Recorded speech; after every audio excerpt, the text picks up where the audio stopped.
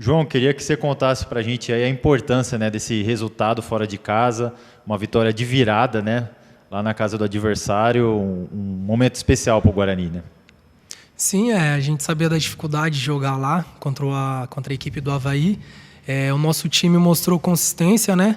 A gente não deixou se abater com o primeiro gol que a gente sofreu, a gente continuou impondo o nosso jogo e fomos felizes ali, conseguindo fazer os 2 gols e garantimos essa vitória fora de casa. E, João, agora falar um pouco de você, né? Um momento especial que você está passando, você papai de primeira viagem, vem jogando, aí fez seu primeiro gol com a camisa do Guarani. Queria que você contasse pra gente esse momento seu.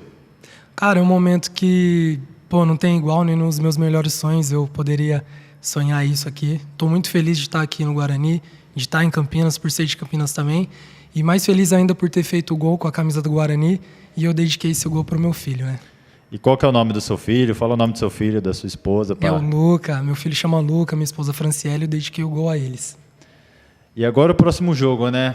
Mais um jogo difícil no campeonato. Como vocês Sim. têm se preparado, trabalhado para esse jogo de quarta-feira?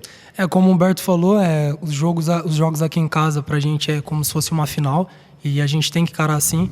A gente sabe da importância desse jogo, né? Sendo em casa, a gente tem que fazer o nosso trabalho, tem que fazer o nosso papel e a gente sabe que não vai ser um jogo fácil, vai ser um jogo difícil, mas o nosso time vai mostrar mais uma vez competitividade e consistência que a gente está fazendo nesses jogos. E agora, para fechar, queria que você chamasse o torcedor bugrino para vir nessa partida importante no Brinco. Fala, nação bugrina, vem assistir a gente aqui. Se Deus quiser, vamos fazer mais um ótimo jogo e contamos com o apoio e a torcida de todos vocês.